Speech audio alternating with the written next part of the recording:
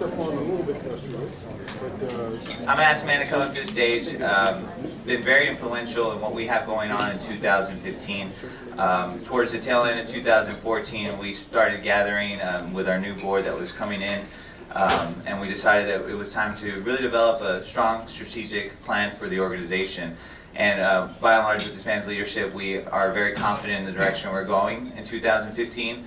Some of you might have seen some of the press regarding one of our keystone initiatives for this year, which is our ISD initiative, Integrity of School Districts initiative, which we have taken to the state legislature, and we have worked very diligently and very hard to send a strong message to the public school districts of the southern sector of Bexar County that we mean business, and as far as education goes, that's the backbone of the economy, and we want to see improvements in respect to that.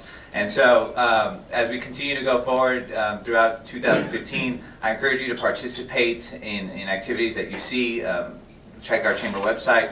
Obviously, most of you do know we're in our new office at Brooks City Base, right next door to Senator Ureste, Councilwoman Villagrán's office, and also State Representative Gutierrez's office. Beautiful office. We love our home. I encourage you to come by, check it out. It's also your home. But with all that said, I'm again just want to bring up Mr. Steven Shadrock of Holcat, our chairman for 2015.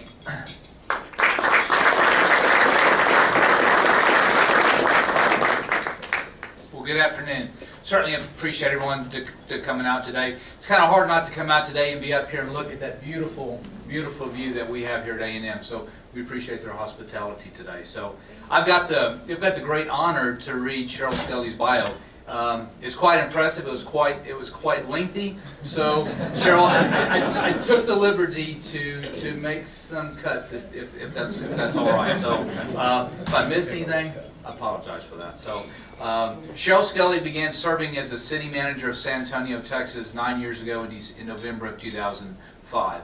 With 40 years in city management, Sheryl Sculley is the chief executive officer of the municipal corporation of 12,000 employees and an annual operating and capital budget of $2.4 million and the city population of 1.4 million people. San Antonio is the nation's 7th largest city. It's something to be very proud of. Appointed by the mayor and the city council, Sculley was recruited in 2005 to transform the city administration and improve the community's public infrastructure. During her 9-year tenure, she has appointed executive leadership, reorganized the city departments, streamlined city business systems, improved customer service, and elevated the professionalism of local government through the city's core values of teamwork, integrity, innovation, and professionalism. In 2006, Sheryl Sculley proposed the largest capital bond program in the city's history. It was overwhelmingly approved by the city voters in 2007. The $550 million program, which focused on street drainage and park improvements, was on schedule and under budget. After substantially completing the 2007 bond projects, Sheryl Sculley also recommended in 2012 a $596 million infrastructure bond, which was also approved by the voters in May of 2012. Prior to joining the city of San Antonio, Sheryl Sculley served as the assistant city manager of the city of Phoenix for 16 years. Previous to that, Sheryl Sculley served as city manager of Kalamazoo, Michigan, working for that municipal corporation for 15 years.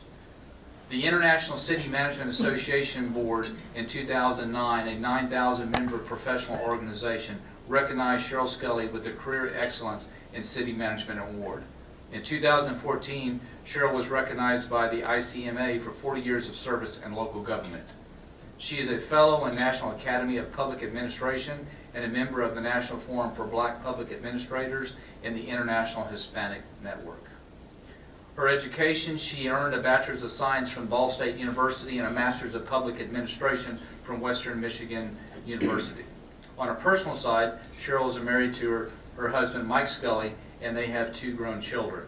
She's an avid runner and has ran 9 marathons, including the Boston Marathon in 2000 and 2001.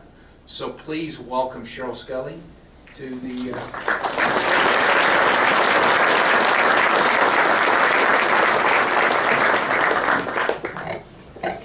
So it's a long resume because I've been at this for so long, I guess. But I appreciate the invitation to be here. Thank you for the warm welcome. before I begin, I do want to take an opportunity to thank the South San Antonio Chamber of Commerce for inviting me to be here today. I know that we've done this almost every year, or certainly every other year, so I appreciate the opportunity to come out here and share information about what's happening on the south side of San Antonio, because there is so much to share and so much happening. So thank you for the opportunity, and want to recognize Board Chair Stephen Shadrach for your leadership at the South Chamber. And a special thank you to our Texas A&M University San Antonio and our new president, Dr. Cynthia Teniente Matson. We've had the chance to meet a couple of times already and introduce her to a number of people in the community, and we're just so excited that you're here. Thank you for hosting us this afternoon, and thanks to your entire team here at the university. This setting is so beautiful. I've been out here from time to time, and it's gorgeous, and love all the expansion opportunity as well. I know we all do.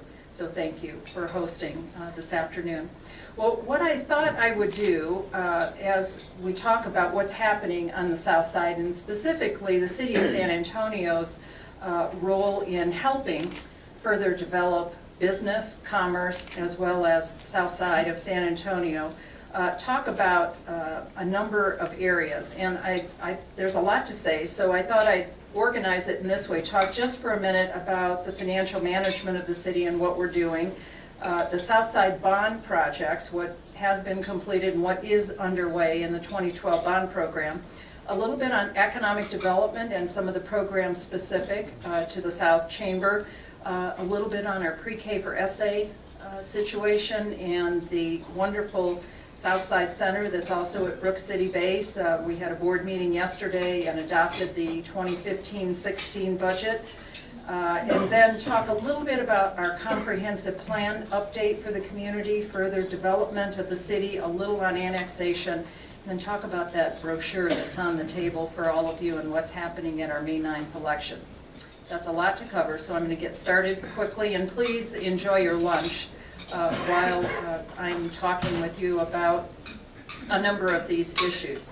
So, as you know, San Antonio continues to be financially strong as a municipal corporation, and we are a company of companies, so to speak, because we do so many different kinds of things as a city organization with 37 different city departments, a $2.4 billion annual operating and capital budget, and nearly 12,000 city employees servicing 1.4 million residents. So we are very busy, and my responsibility is to assemble the best talent possible to lead the organization, these 37 different departments, and the staff that manage and operate city facilities as well as provide city services to our residents.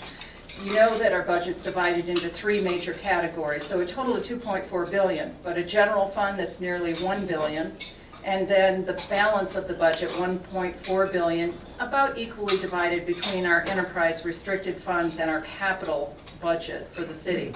So we have our bond program that was mentioned, more than $1 billion, what was approved in 2007, what was approved in 2012, and those projects that we undertake on an annual basis. But we also have restricted funds and those capital projects. So you know that our convention center is under construction, a $325 million expansion of the convention center that will allow us to continue to compete top tier nationally and internationally to host meetings and conferences and business activity within the region.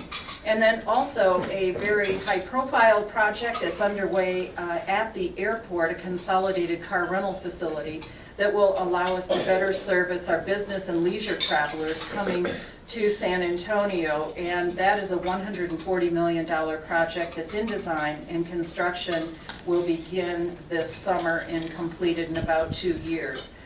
It is a facility that will be constructed immediately across from Terminals A and B, and so that when the business and leisure traveler comes to San Antonio, they can literally walk across the street to be able to obtain their rental cars for use in the community. So we are a busy and complicated organization, and the mayor and city council members, and I'm just pleased that two of our council members are here today, Rebecca Viagran and Mike Gallagher, representing District 3 and 10 respectively, that we have a chance to work together on those policy decisions necessary to keep the city of San Antonio moving forward in a very constructive and prosperous way. So within our budget, we're required to maintain a balanced budget, and our budget is balanced today. It's balanced when it's presented to council, and it's balanced at the end of the fiscal year. We have a September 30 fiscal year, and the council will be meeting beginning in August to deliberate over the recommendations. By charter, I'm required to submit the budget to the council the first week in August. The council conducts several dozen work sessions and community meetings that we do before the budget is developed, as well as after it's presented, to get input from the community and also to educate the community so that they understand the process and the difficult choices that city council members have to make, because there are, of course, limited resources and a lot of choices and need throughout the community. But their focus has been very basic, to focus on the basics, to ensure that we're doing everything that we can in those core service areas, public safety, as well as infrastructure, streets, drainage, and parks. And so I'll talk a little bit about that now. You know that in the 2012-2017, it's a 5-year bond program, and our financial package, or our plan, is that every 5 years the city council members have the choice financially, based on this business plan, to do bond programs the order of magnitude of $500 to $600 million. And any guesses at how many miles of streets the city of San Antonio maintains? Robert Puente can't answer this because he probably knows that with all the water and sewer lines throughout the community. More than 4,000 miles of streets. So I know we all have favorite streets that need to be repaired. As I drove on Zarzamora coming down here from downtown today, I was reminded that was one of our big projects in the 2007 bond program that I know the Southside wanted to see improved. So I was pleased to see that it's still looking pretty good, although that section right from 35, that first section, needs some work, so that was duly noted, and I've already called that in to my city engineer. I'm probably their biggest critic because I'm constantly calling in as I run throughout the community in different parts of the city, and calling in all kinds of things constantly, or as I'm out and about, like today, on things that need to be considered for continuous improvement. So we also make a very concerted effort as part of our bond program through design and construction to make sure that we target local, small, minority, and women-owned businesses as part of our bond program. Currently, we're achieving a 67% small business enterprise rate and a 51% minority women-owned business enterprise participation on our 2012 bond program design contracts. As a result, we're on pace to exceed our 2007 goal and performance in terms of small, minority, and women-owned business utilization. And within the 2012 bond program, $596 million that focuses, 80% of that program is focused on streets, drainage, and park improvements.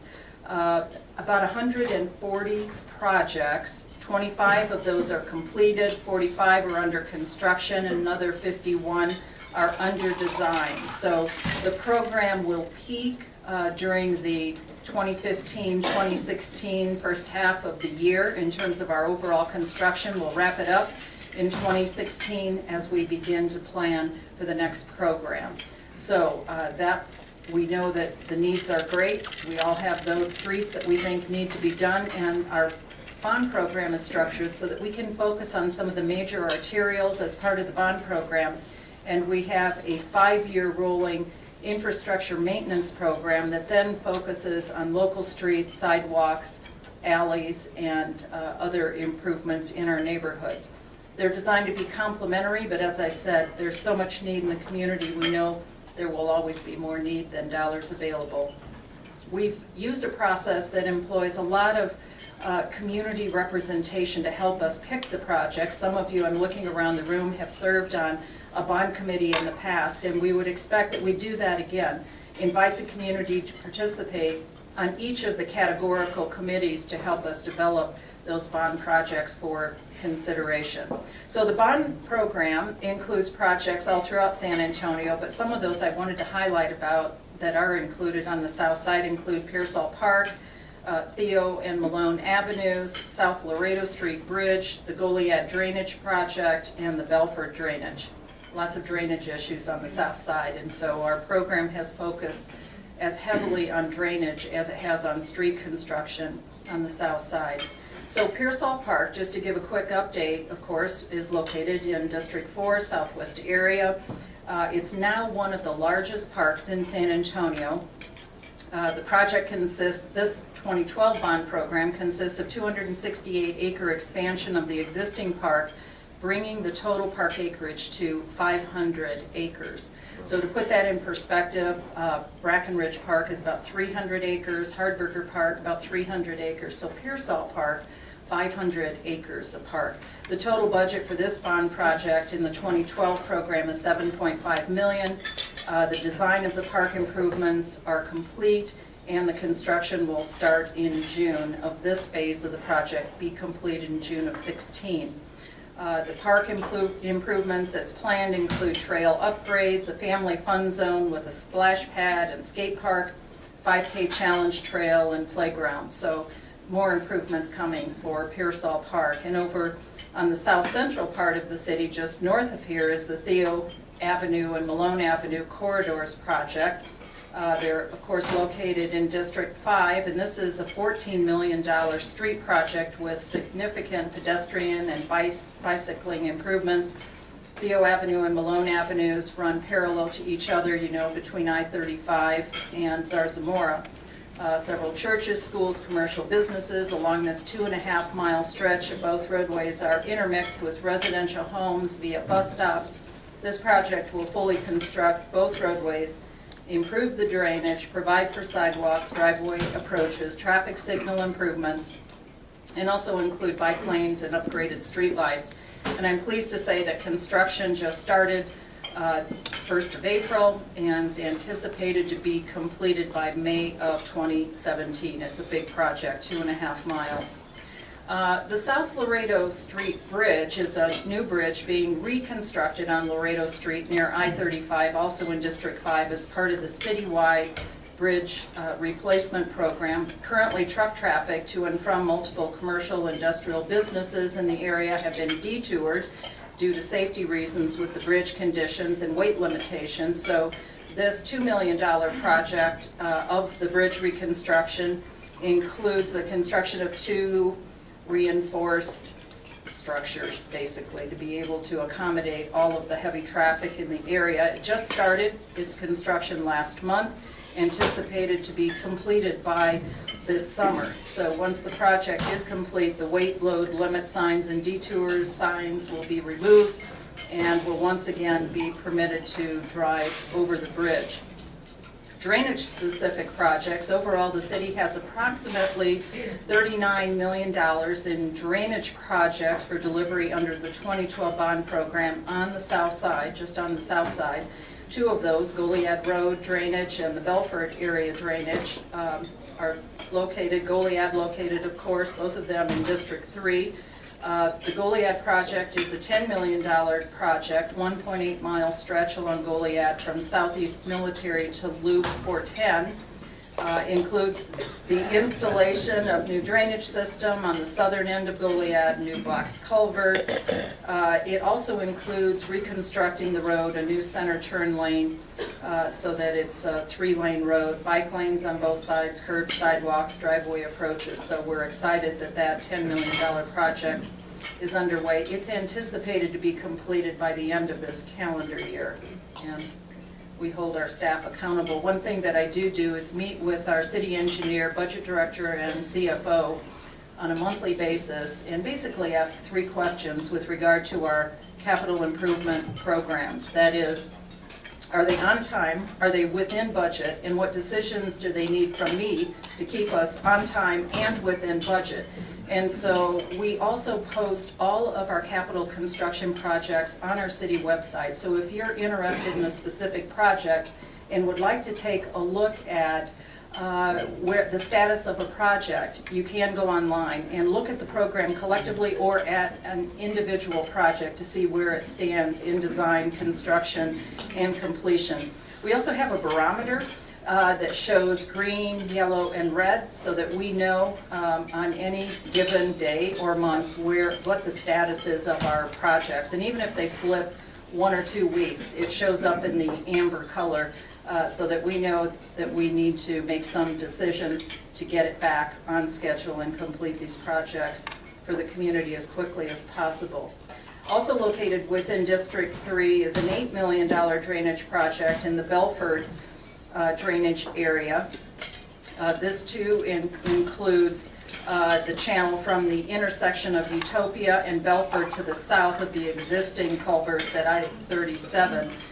The project will also include complete reconstruction of Belford and Utopia streets. It's under design, and the construction is anticipated to begin this summer and be completed in the summer of 2016. So other Southside projects of significance, just to share with you today, another project that I'd like to highlight is the continuous coordination with our partner at Brooks Development Authority. Currently, the city is working on a variety of infrastructure projects with Brooks, including the extension of South New Braunfels from Research Plaza to Loop 410. Phases 1 and 2 out of the 5-phase project for the new South Braunfels project have been constructed. The remaining 3 phases of South New Braunfels through Loop 410 are estimated at about $22 million. And the city is pursuing 80% funding through the Metropolitan Planning Organization with a 20% match, possibly funded through the future bond program, hopefully in 2017, towards the completion of these remaining 3 phases. Once complete, New Braunfels will provide a direct connection from north of the base, north of southeast military, through the base down to South Presa and 410. And thank you, Leo, for the great work that you're doing at Brooks Development Authority. He gave, I want to say, an awesome, high-energy presentation to the City Council at a recent B session, doing a great job, and we've appreciated the partnership and working together with you. Thank you so much.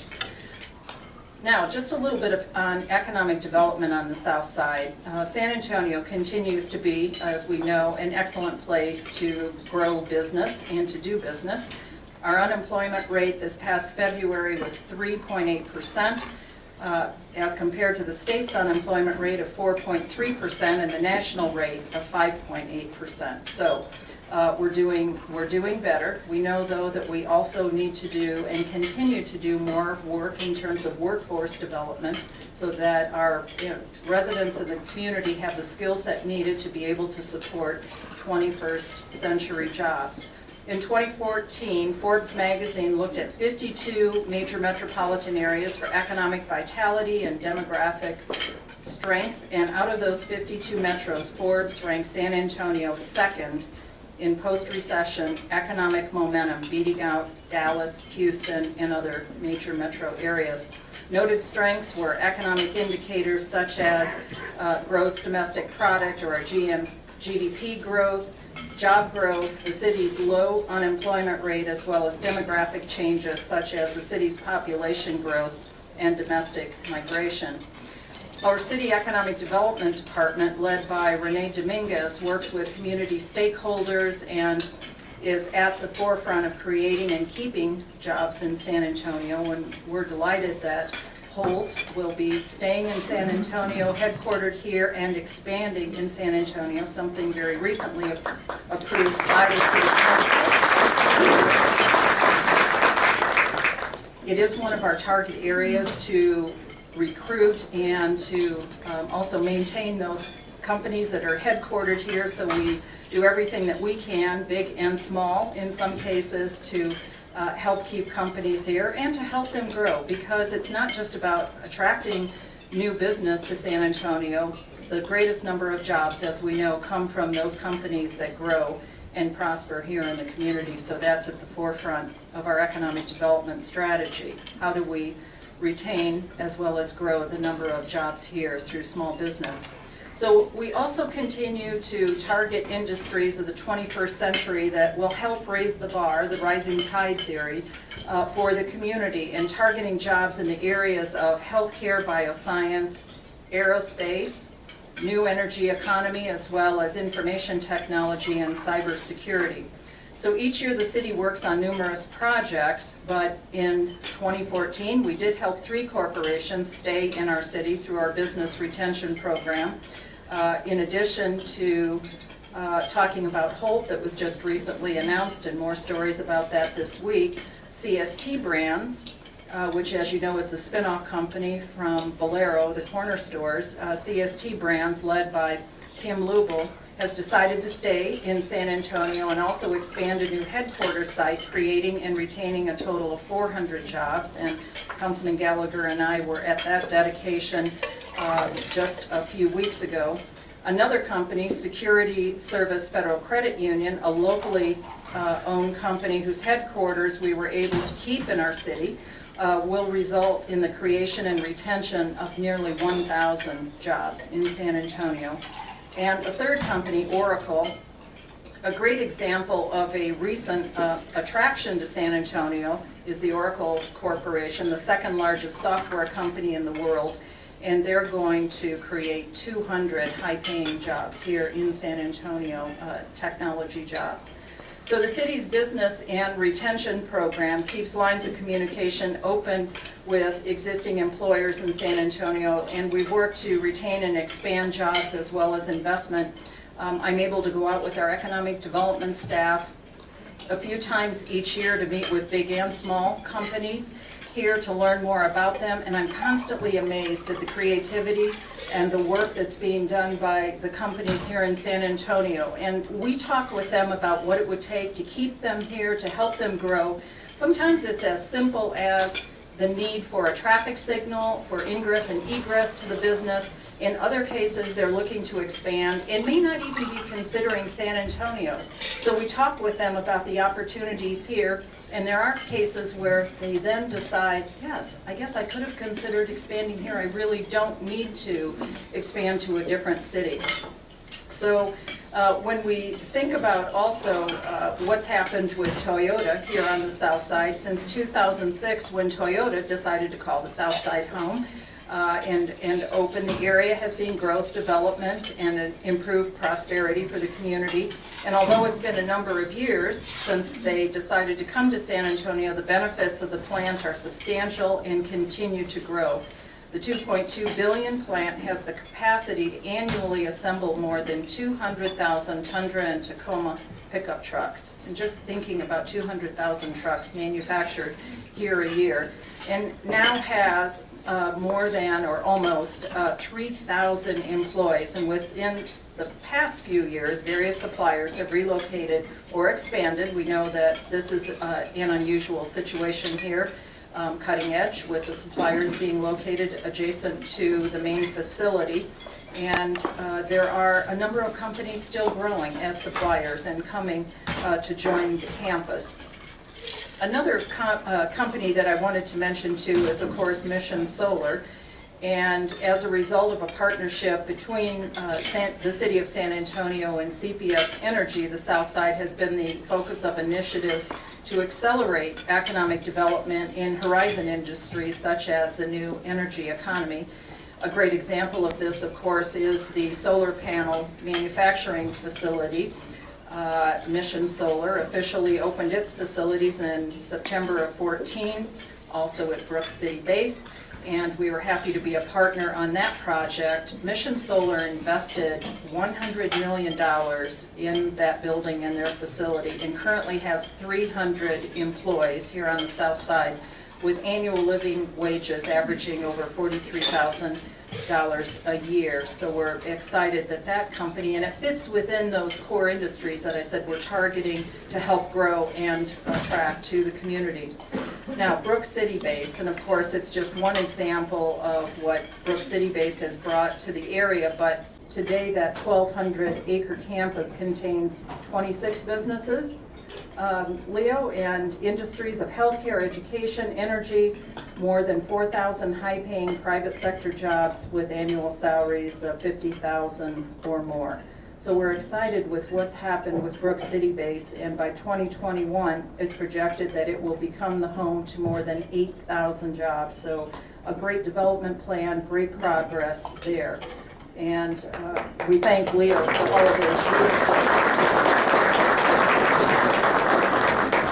Now, Roland, I don't want to leave out the port, so I'm going to talk just for a minute about the port, because we also work closely with Port San Antonio to ensure that economic opportunities and jobs are there throughout the south side, both the southeast and the southwest. And of course, at the port, particularly dealing with the aerospace industry, one of the city's key industries and focus areas. Port San Antonio today employs more than 12,000 employees with annual estimated salaries of $50,000 or more. The port is home to over a dozen aerospace firms, of course, including Boeing, Lockheed Martin, Standard Aero, Chromalloy, and GDC Technics. In 2014, it's estimated that the area generated over $4.4 billion in regional economic activity just at the port. Last year, the city coordinated the development of Port San Antonio aerospace strategy, and I see Jim Pershbaugh and Roland sitting at the table in the back. I personally participated in this process, and it was really to examine the port since the base closure 15 years ago, as well as best practices as to whether or not the port is achieving what it was intended to achieve, and whether or not we needed to adjust that strategic plan as to how to go forward to maximize the opportunity at the port. There was a strategy, a set of recommendations developed to help secure the long-term future of the port and our aerospace industry. These recommendations were accepted and approved by both the port board as well as the city council. And this ranges from retaining military work and supporting commercial industry growth within the port, and we're fortunate that Roland Maurer is now leading the port activity. Congratulations to you, Roland, and we look forward to your presentation to the City Council that's coming up next month. I want to mention too Alamo Academies and the Workforce Center of Excellence, because we all know that we have to have trained, well-educated employees to be able to accomplish the work of growing our business and industry in the community. So also located near the port, of course, is the Alamo College's Workforce Center of Excellence and the Alamo Academies program. Recently, Alamo Colleges was named the city's top partner in workforce development. Alamo Academies, as you probably know, is an award-winning program that provides education, experience, and job opportunities for high school students looking to jumpstart their futures in the areas of aerospace, IT, manufacturing, health, and heavy equipment. For the second time in 4 years, the Alamo Colleges was the recipient of the National Bellwether Award for Alamo Academies program. The Alamo Colleges received this distinction by the Community College Futures Assembly this past January. Alamo Colleges won in the workforce category, beating out 9 other finalists from community colleges across the country, and we congratulate them, and the city is happy to partner with Alamo Colleges because it has led to a diversity of programs that trains individuals for meeting our future job needs. The city is currently working to develop a partnership with Port San Antonio, the Texas Workforce Commission, local aerospace industry representatives, and the Alamo Colleges called the Aerospace Workforce Center of Excellence. And this partnership will aim to further train the next generation of aerospace professionals and position San Antonio's aerospace industry for opportunities in commercial and defense aviation maintenance, repair, and overhaul. And we know that we have the facilities here to be able to do that. It has been the work of Boeing as well as Lockheed Martin over the past years, but we want to grow and expand that and make sure that our workforce and our residents are able to obtain those jobs and help those companies grow the business. Of course, a discussion on academic institutions in the Southside would not be complete without talking a little bit about Texas A&M University, San Antonio, our wonderful host for today. Texas A&M San Antonio has a growing student body, and today I'm told that student enrollment is over 4,500 students and has grown at the incredible speed of over 200% over the past 5 years. And I'm proud to share that this institution was also key in supporting the city's research and data analysis of the information provided to us by the Brookings Institution's Global Cities Initiative for our own trade and investment strategy.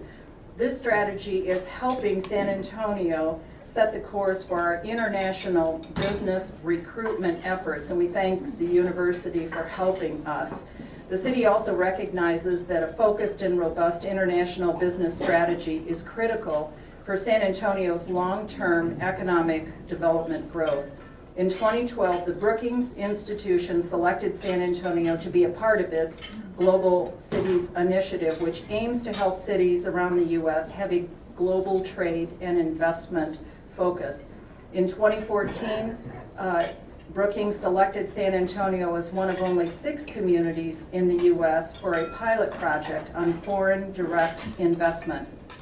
Currently, nearly 70,000 jobs in San Antonio are tied to international business.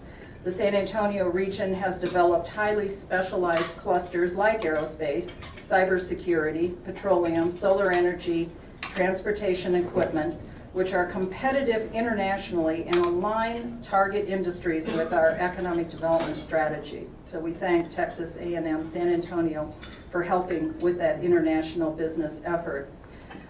One other project I want to mention to you, and one that your small businesses may be interested in, or the entrepreneurs who work in your small businesses who want to grow their own companies, include the newly implemented resource, our Cafe Commerce, which connects a network of partner organizations throughout San Antonio in order to help entrepreneurs and small business further develop their entrepreneurial mindset, launch new ventures, and accelerate existing businesses. Cafe Commerce currently has 390 registered entrepreneur members, and we just launched this program about a year ago. The director is Peter French, and it partners with Jamie Barrera. This is the former Accion that is now the Lift Fund. And our Cafe Commerce is located at Central Library, which, by the way, will celebrate its 20th anniversary May 15th weekend next month. So if you haven't already visited Cafe Commerce as small business people and large business people, you may want to stop by or look at it online. It is centrally located, of course, for the community, and their programs are free. So it is a small business accelerator.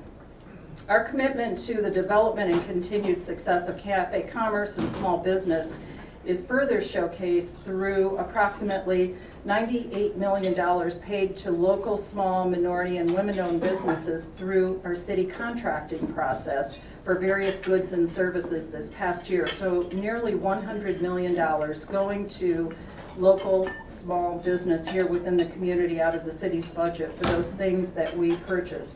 This figure represents 32% of the dollars paid by the city and was achieved through the implementation of the city's small business program, also often referred to as SPADA, some of you know that, which leverages our city purchasing power to foster growth of our local small businesses. And Alex Lopez at the City of San Antonio's Economic Development Department leads this program. He's done an outstanding job.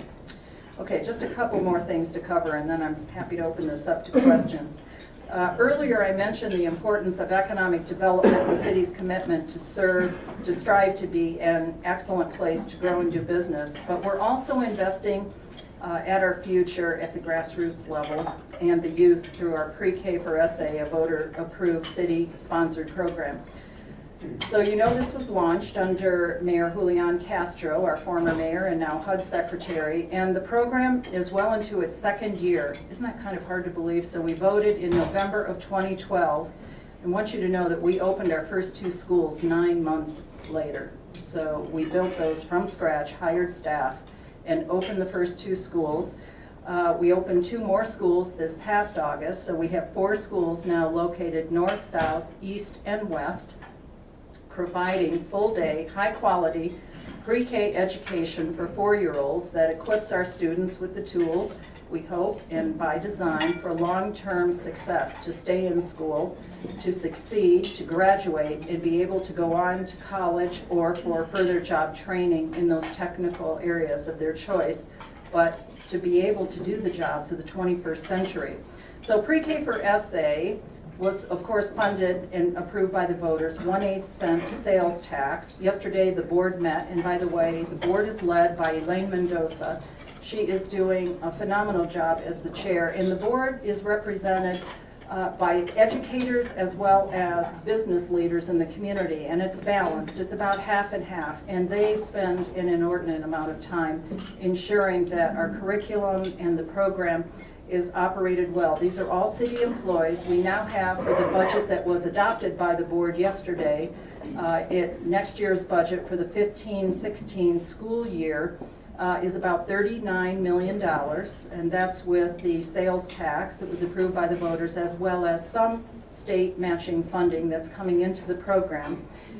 We are currently serving 1,500 4-year-olds. And how many of you have visited the center on the south side on New Braunfels at Brook City Base? Is it not the most, are you not just energized after you've been there? And those of you who have not been to see it, you really need to see it. It is pretty phenomenal. We now have 400 employees with the adoption of this budget. We have hired all master certified early childhood educators. There is a teacher and a teacher assistant in every classroom, not more than 18 children in each classroom. They're learning basic skills, but also technology, and just the energy level and the excitement and the quality of the education is unbelievable. It's something I know I'm very proud of, and I really did not think that I'd also be a superintendent in my career, but it is very exciting to think that at full capacity, and our business plan that we presented and was to council and was adopted includes ramping up the program, not being at full capacity until year 4, where we will then be educating in our 4 schools 2,000 4-year-olds annually. And we have 500 children at each school. Today is the lottery, and I know parents are on pins and needles because we had 25 applications for the 1,700 slots available for this coming school year. So in year 1, we hosted 700 children at the north and the south sites, 350 in each center. We added 2 more schools, and then in total, 1,500 children, 4-year-olds this year. Next year, 1,750 in full capacity in year 4, 2,000 4-year-olds in the 4 centers. And then a competitive grant process in year 4 as well to educate another 1,500 students through private schools, charter schools, and even the public schools that will be able to apply to the program to obtain grants to be able to provide full-day pre-K. And one thing that has been very positive for working families is that we offer an extended day so that the children have constructive, positive activities, not only during the school day, but then extended day for working parents, and highly competitive. In fact, I think one of the greatest compliments we received was, "Can my child stay here for kindergarten?" And so the teachers are just phenomenal. We are also providing through this program professional development and training for other early childhood educators. And that's our partnership with 7 of the public school districts. We have memorandums of understanding with each of the 7 districts where they certify eligible children into our program. It is free. 80% of the children are there free of charge because they qualify to be there free. And we have a sliding scale so that the program is available to everyone in the community, and people pay about 20% of those who attend the program based on ability to pay, so depending upon their income levels. And it has proven. We also did a contract with Rutgers University in partnership with Advance to evaluate our children's performance.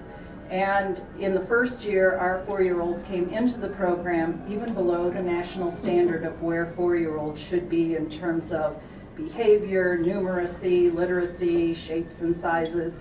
And by the end of the school year, they were at the top of and exceeded in 3 categories those performance metrics for 4-year-olds. So we know that it can work. We're excited with the program, and it's also about innovation. How do we, through that program, innovate and try new educational practices to ensure that we're improving that program each and every year? So it's going well. Our thanks and gratitude to the Board of Directors who are working there, and of course our CEO, Kathy Bruck, who is a former Harlandale ISD administrator, is leading our pre-K for SA program, and all of the administrative offices, by the way, are here on the south side at the center here. It's our biggest center here on the south side. I talked with you about student performance. Let me just get over a couple of things here. 2 more things that I just wanted to talk about. The comprehensive plan. This Saturday, we will be kicking off the process for updating the city's comprehensive plan of growth and development for the community. It will be held, the kickoff is going to be at the Convocation Center near Alamo Stadium, right there, the newly renovated Alamo Stadium on 281 downtown. And it's a process that will go for the next year as we talk about growth and development in San Antonio. It includes 3 major components: the comprehensive plan, which ties all the pieces together, a transportation plan that includes multimodal options, and also a sustainability plan. How do we do this in the best environmentally acceptable way for the community? So that kickoff is going to be held this Saturday beginning at 10 a.m. At the Convocation Center, so you're certainly invited. There will be many meetings, outreach meetings in the community to engage the community on these strategies and studies. Annexation. Some of you know that the city over the past decade has not annexed much to the city, trying to play catch up to those areas that had been annexed aggressively at the early turn of the century, ensuring that we could provide the services needed. But as our future development and extending boundaries, we did, at the council's direction, put together some policy considerations. The council adopted a plan about annexation, and we have in fact, in just December of this year, the council asked us to initiate annexation, limited purpose annexation, in 5 priority areas. And the first is at Interstate Highway 10 West and East and US Route 281 North. Areas of 2 annexation areas to be completed by 2016 include the area near 151 and Highway 90, and these areas, as well as 90 and 1604.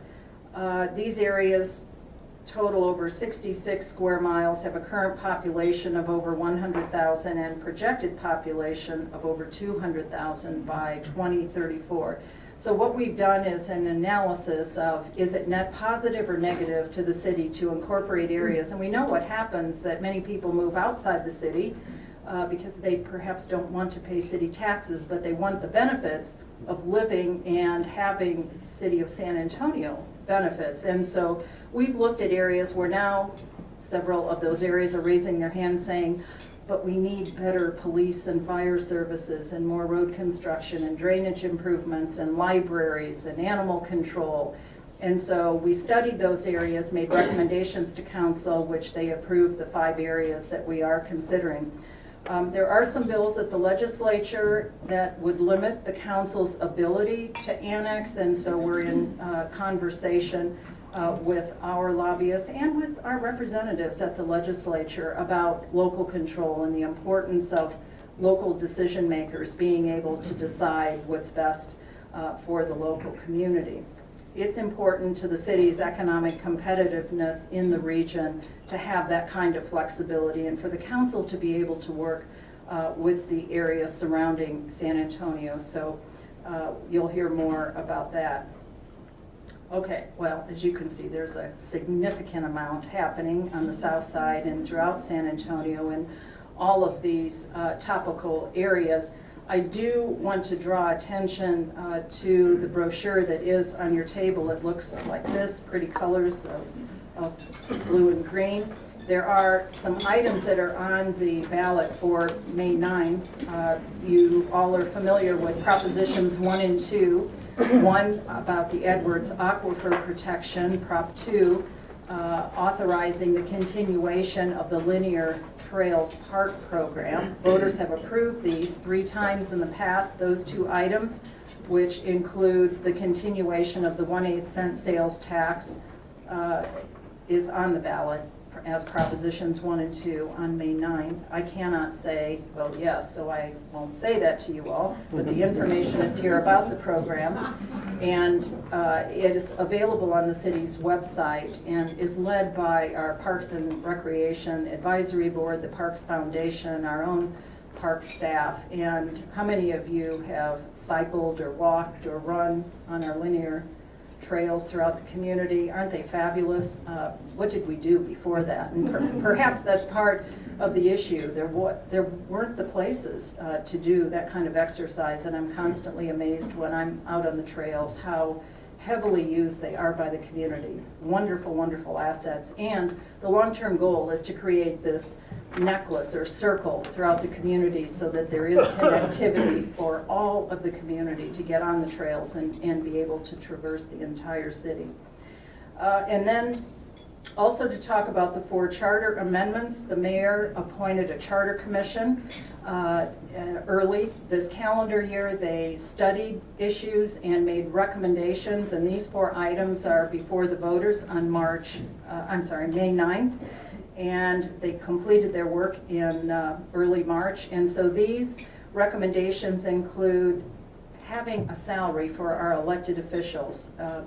And those words were chosen specifically.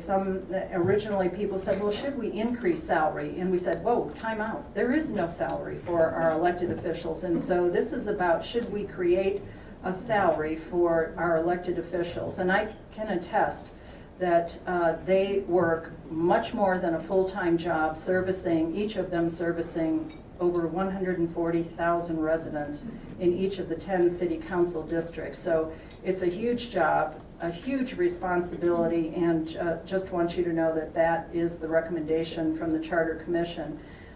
There are also a couple of other items that talk about the replacement of the mayor and council if someone were to leave, and the proper procedures for that. There is also the first charter amendment includes the issue on the streetcar. You may recall that the mayor and council decided to place that on the ballot last fall and followed up on that. So item number 1 is about the streetcar. Item 2 is about creating and approving an annual salary that matches the median income in San Antonio at no additional cost to the city budget. So those dollars would be taken from the city council office budgets.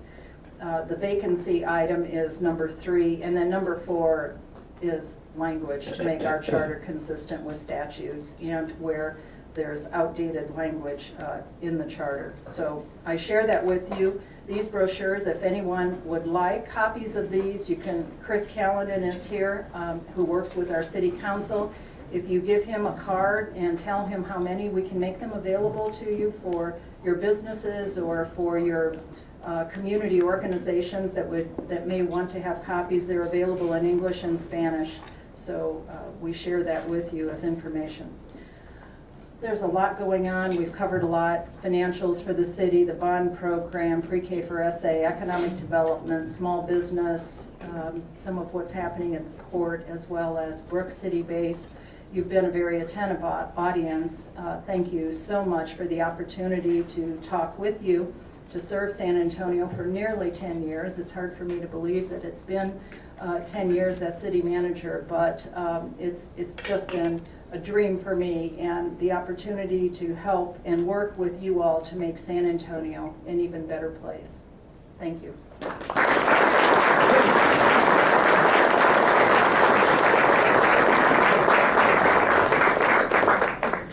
Okay, I guess we do have time time for maybe Well, we were going to question or present you with a little something as Oh. well. We've been giving, this has been kind of our token thing to give away a frame. I hope you don't have one already, but a frame of Mission San Jose. Here you go. Oh, it's gorgeous.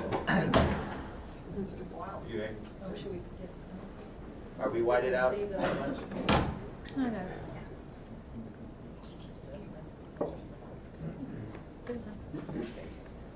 Thank you so much. That is beautiful. Did you want to take some questions? Well, I'm happy to take a couple of questions before we have to leave, and Yeah, you I were covered pretty enough. all-encompassing. Okay. Well, again, thank you so much for the opportunity to share information about what's happening at City Hall.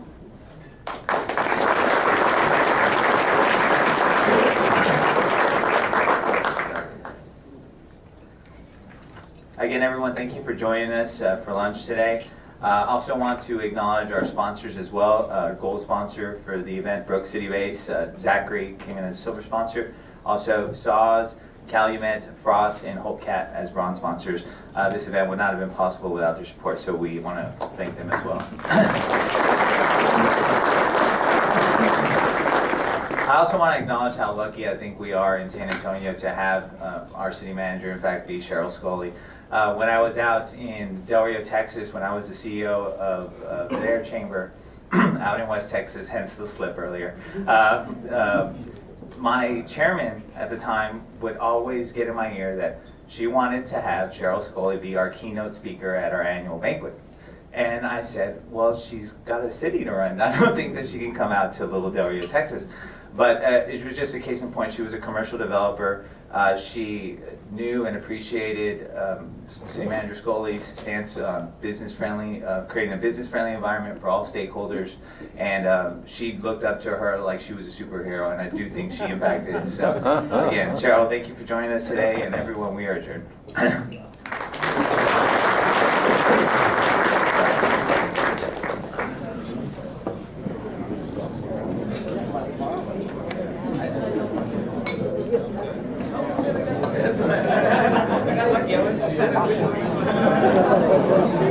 Thanks so much. Sure. Money.